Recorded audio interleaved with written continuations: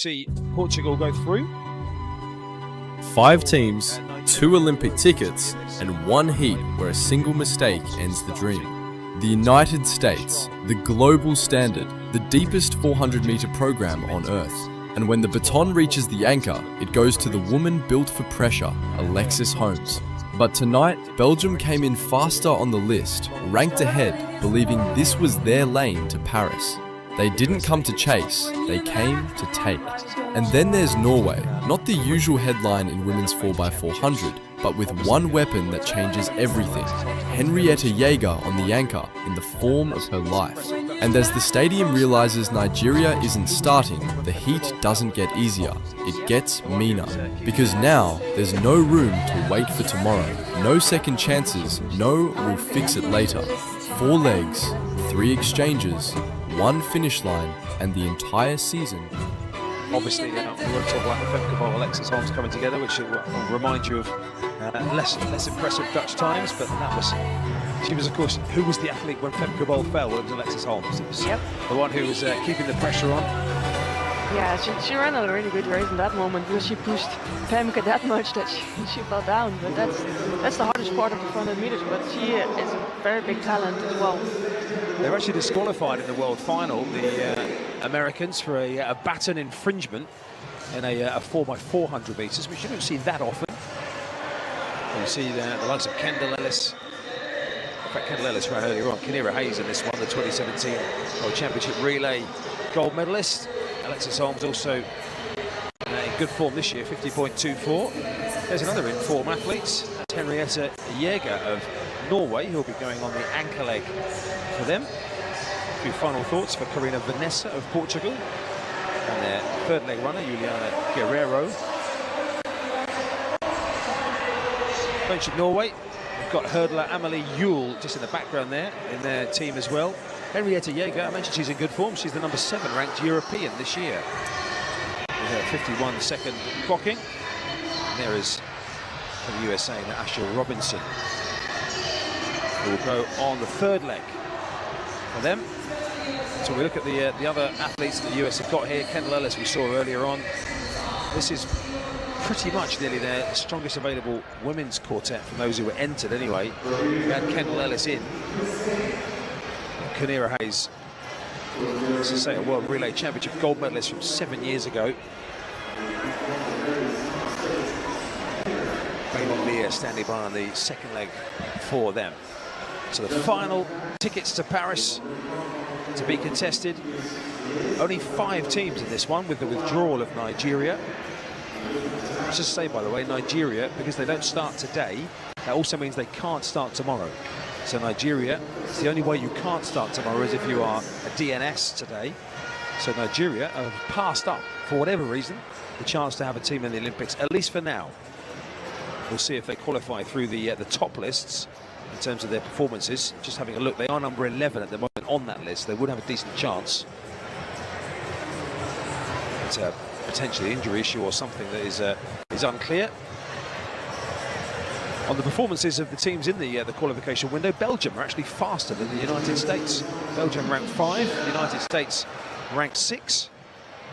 And the rest are up in the 20s and 30s in terms of their position in the fastest times posted by relay teams in that Olympic qualifying window at the end of 2022, which will extend through to June.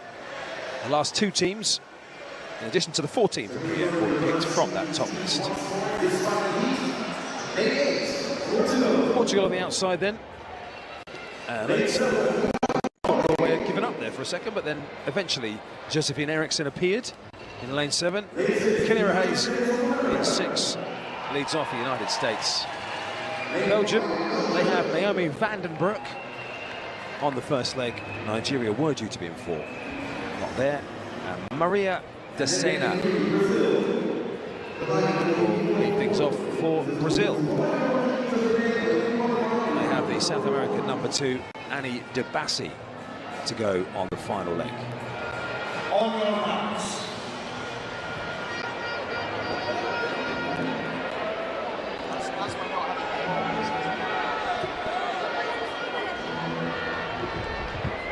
Five teams chasing 2 spots for the Olympic Games. In the last heat, of Olympic qualifying round 1 for the women's 4x400 metres.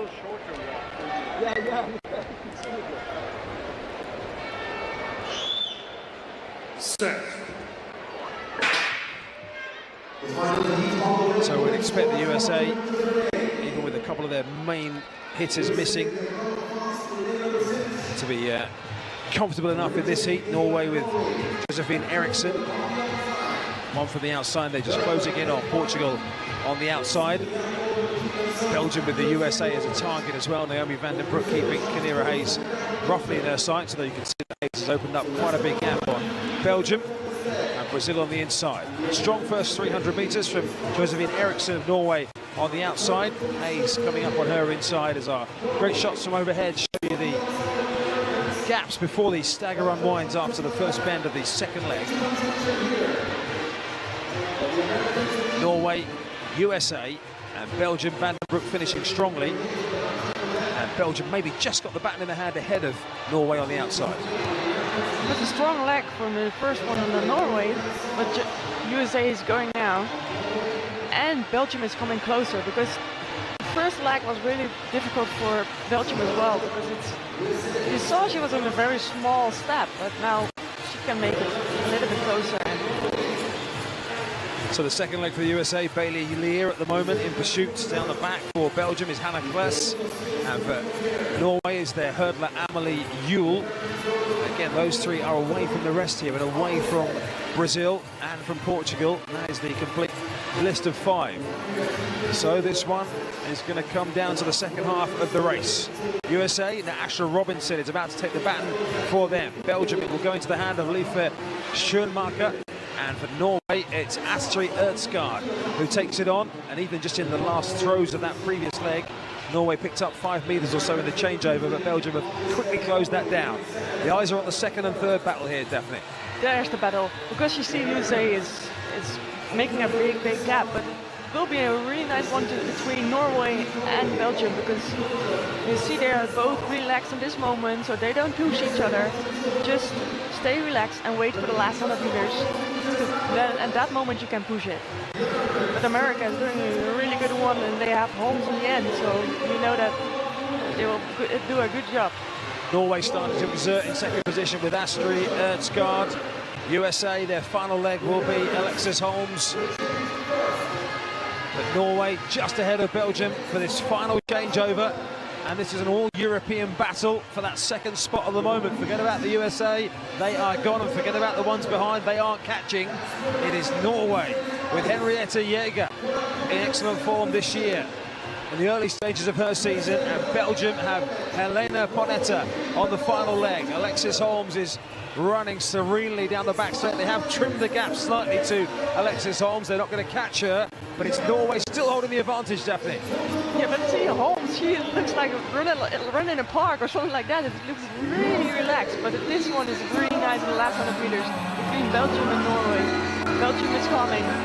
Norway at the moment, Belgium switching up the inside here. Helena Potter's seen a bit of room. Can she get there? Alexis Holmes sends the USA to the Olympics, and Henriette Jaeger's going to hang on for Norway. And Norway will book this as well, so you might as well contest that as well if your top 2 spot is secure. Well, these are some of the stories that we would expect, the smiles on the faces, some of the surprise packages. Norway upsetting Belgium.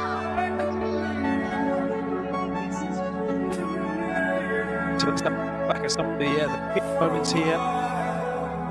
So you can see it was very tight between Belgium and Norway. Norway always had that advantage by a few metres, and that never changed as we see Robinson to Holmes. It must be so difficult when you stand here, you want to go, but you need to wait because they have a lot of lactic, so you need to wait till the end when she's coming close and go, because I think you were too excited to go, so you need some time.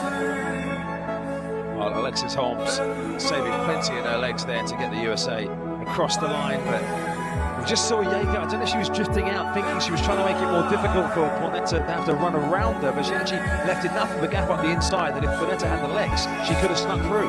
Yeah, but you see her in her legs, she's still relaxed. Of course, she had the lactic, but she's still pushing and pushing and pushing just to the finish line. The Belgian girl is doing the same, but she, yeah, is a little bit more tired, I guess. Well, step by step there, Henrietta Jaeger knew she was getting closer to making a bit of Norwegian history. This is why relays are different, because you can't win a relay alone. You can only win it together. The USA did what champions do: clean exchanges, calm legs, and a finish that looked almost effortless.